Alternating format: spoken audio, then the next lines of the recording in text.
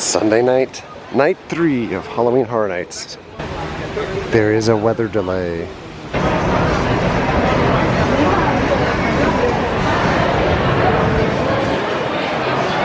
Oh dear Lord, the rain has arrived. Time to head into the dead coconuts. Go look at the shirt.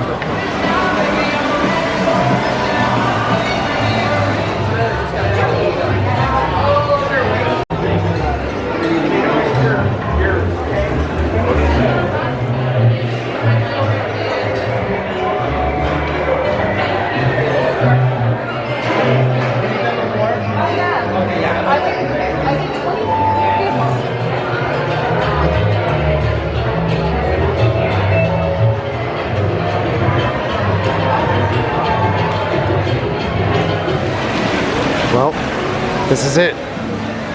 This is the rainy HHN night for opening weekend.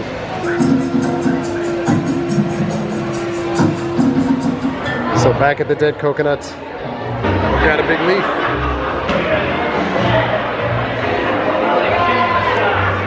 It's good. So we're back on track, like the Breakfast Club, heading to Halloween Horror Nights. Night 3. The intended focus tonight, really awful food items and drinks. The sign up ahead just says Halloween Horror Night. There's only one of them. We've made it in.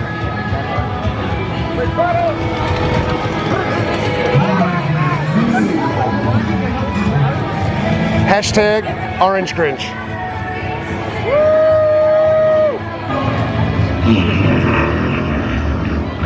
I think it's just Orange Grinch farted. Wow. What's happening? I extend my grabbing vines and grow Halloween. He's spreading his Halloween love. We love you, Orange Grinch.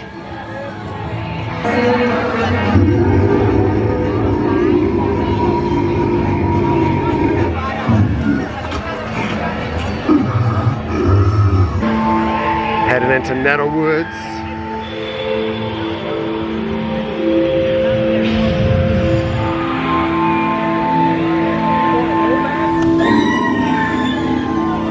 This guy, like MVP of his own.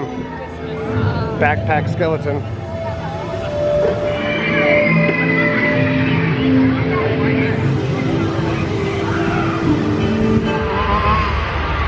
Oh dear Lord. The pig man. Pig man, pig man. Chainsaw man. Careful now, pig man. You don't want to slip.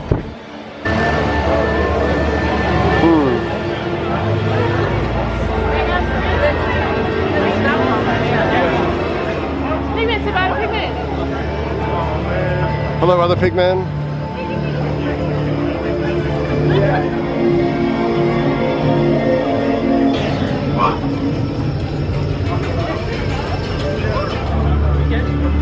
It's corn. It's also corn.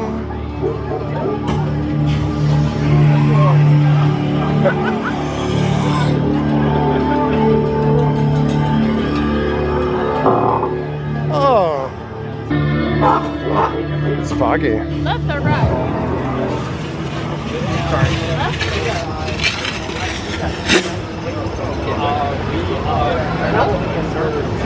Paul and I are heading to the Chucky food booth. Alright, first bad decision of the day. Chili Lee Ray. Paul is going to do the Good Guys burger. Alright, Paul got the Chucky Good Guy burger. Let's see that baby. Oh, so they put like the red stuff and the Fruit Loops on the bun. Yeah. Oh.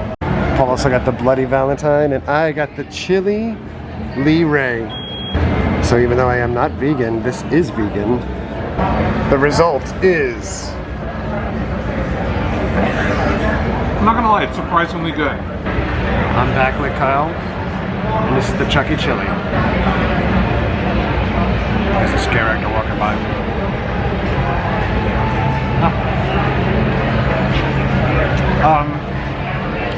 tastes like Hormel chili, like that tomato-y based type. This is a better, well-lit version of the chili liray. The quinoa is pretty good. It like makes it a little bit more crunchy and better consistency. Oh my god, it looks like a crime scene. Why did you do that? There it is. I'm trying to focus. There it is. Look how amazing this looks. You've murdered it. Literally a murder burger. Just like Chucky. Would you like to play? Jess got a tater wrapped around a hot dog. Tater wrapped around a hot dog. Yeah, it got chili on it. This was good, but to be honest, I love spicy food, and this is like legit fire. My mouth is on fire. This is the remnants of Jess's dog and a tater. It doesn't look good. It looks like... Tastes great. Tastes good? And the drink? The drink tastes like Sprite with grenadine in it. It tastes like a Shirley Temple. Oh! Alright, first house of the night is the weekend. And away we go! So we did the weekend last night. We didn't film anything around the parks. But I thought the weekend was better first night than it was last night. Here we go again. Look at all of these switchbacks when it gets crowded. We've reached the merge point for Express. We've timed this badly. We thought we were going to be able to see a Friends set, and we're walking right in with Express. This house is so good. So good. Do you like this house? Big Frogman for the win. Yes. So good. So good. I think that weekend house is going to go down as one of my all-time favorites. Alright, we're going to head into Monsters because basically both of those houses are next to each other, for the queue lines at least. Going through the Curious George scare zone. And so the three Universal monsters fight each other every night. Triple threat match, Mummy, Dracula, Wolfman. Every night there is a different winner. First night for us was Mummy, then last night Dracula. Who wins tonight? Who is it? Wolfman. Who do you have tonight? Wolfman. Who do you have? Well, it's gonna have to be Wolfman. These guys are all about the WWE booking. Me, I'm going Mummy again. The Mummy is the Chris Jericho of this house. He's not losing. Well, the Wolfman won. Not only did the Wolfman win, he was pumping it up, asking for applause. Oh yeah. That house is epic. There is one scene in that house that literally smells like human poop. It's disgusting. Oh my. Heading back through the scarecrows.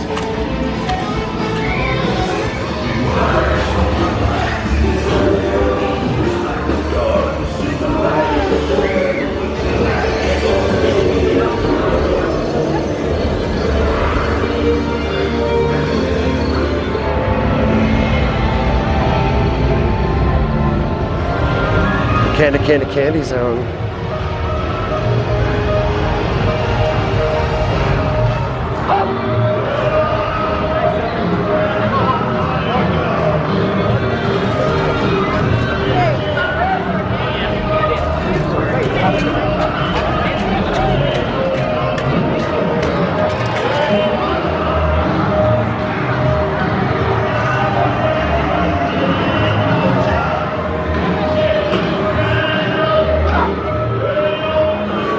It's a Wario.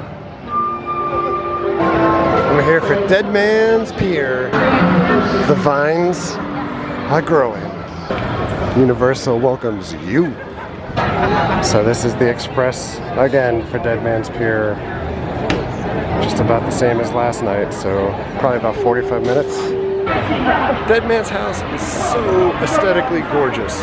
It almost approaches levels of Netherworld, but not as much detail and not as many actors. But for Horror Nights, it's amazing. Alright, we did the Halloween house. Much better tonight than it was opening night. But now we're looking to get out of here. There's too many people.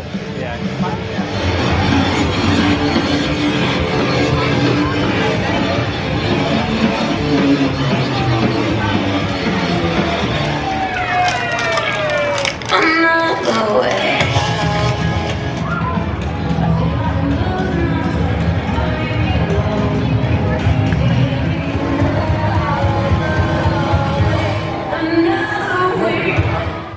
Well, back home. We are well illuminated.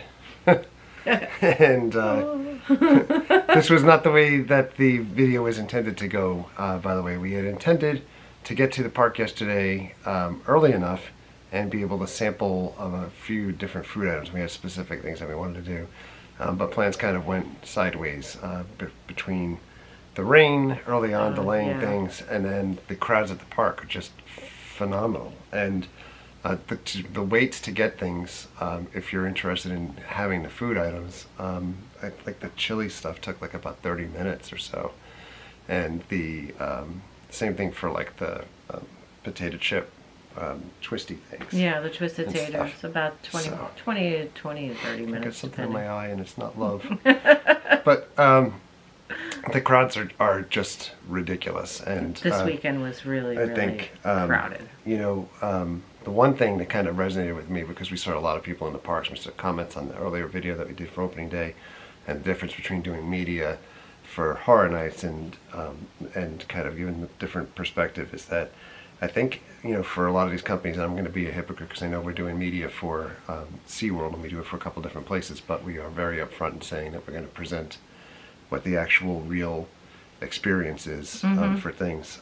But for Horror Nights, I think that really the best way for them to give a fair representation would be for them to give people that have media access basically just a regular ticket for the night, and then have them be able to work through all of the lines for everything and the people, you know, because they really give a distorted view when you're going through the RIP thing. Which, by the way, I think going forward in the future, I'm not so sure that I'll buy an HE Pass in future years. I'm pretty sure I'll just buy like one ticket for RIP. And maybe a ticket to go back and enjoy the scare zones, because it's just too much at this point. But that said, we do have our listing of houses after the first weekend. Yeah. And we actually talked about this, so it's unanimous. The number 10 house that we had on the list, so going from kind of worst to best.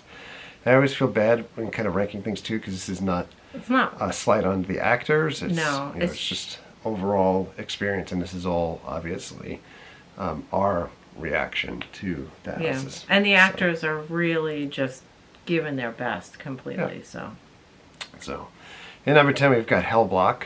Hellblock didn't really resonate for us. It's a lot of aliens, a lot of older masks or things that we've seen before, but it's also a house that was originally supposed to be Evil Dead, and it was converted into Hellblock late in the game. So the 9th house was Coven, which is the witch's house. I had high hopes for this one. When we walked through it, I was so disappointed. I was like...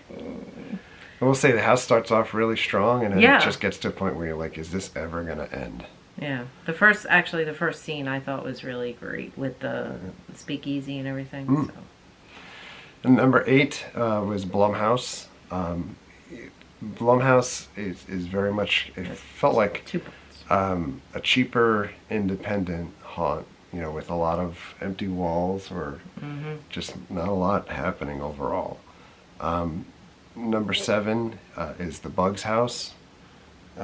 Bugs definitely reminded me of Motel Hell in the later stages of Motel Hell at Busch Gardens, where it was just converted to a bug house, although not as good as the Busch Gardens house. I'll say that both aesthetically and scare actor wise, or the costumes and things like that. Like, you know, I think it's cute. I think that, you know, they have bugs in that house that are literally, you know, like a dancing roach and stuff like that. Like people, like, you know, kind of doing the wiggle. So it didn't hit for me. The number 6 house was Chupacabra. Yeah, and this is for Fiesta. Paul. Yeah, Fiesta. It's a fun house. They have some really fun, I guess like puppety animatronic. Yeah, I mean, there are little scare spots. You know, it's well put together. Again, kind of feels like a Six Flags house to me. So a lot of these, like, I'd say all the way up to Chupacabra, they feel like they could be at Six Flags. And if you've gone to Six Flags before, you know, like they kind of put like minimal effort into designing the haunt and putting it out there. So Number 5 is Halloween, the return of the original Halloween, John Carpenter's Halloween. It's a good house. If you didn't get to go to Halloween in HHN 24, so it's a few years back, I don't think that this house is nearly as good as what it was when it was originally presented. Yeah, the original one was a lot better. But there are different scenes in this house that weren't in the other one. Yeah, and some stuff from the other one that's not in this one. So, exactly. It's Michael Myers. How can you hate Michael Myers? It's just, it's literally Michael Myers up the ass. They're everywhere. It's kind of like, a couple years ago they did Halloween 4 in the Donkey Building in Shrek, and the main complaint was like, there's just too many Michael Myers. Michael was at every turn. That's kind of the way this is, but with original Halloween. Number 4, we had Descendants. And I think to me it kind of was really cool. It has a slow start, but it progresses, and by the end you're like, wow. The aesthetics look really cool. You go through the train car, and I think the train car is reused from a few years ago also. And it looked like some of the masks might have been reused also. But really enjoyable house. And number 3, and really kind of the top 3, I think, are the can't miss houses for the year. And if I continue to go back on a regular basis, they're probably the only 3 that I'm going to try to get to every time. And that would be the Monsters house, which is really kind of the Mummy's house. Yeah, because it's mostly Mummy with a little spatter of Wolf and Dracula. And I'm not going to spoil the scenes in there, but there is one really kick-ass scene with a bunch. And I have missed it twice. Yeah.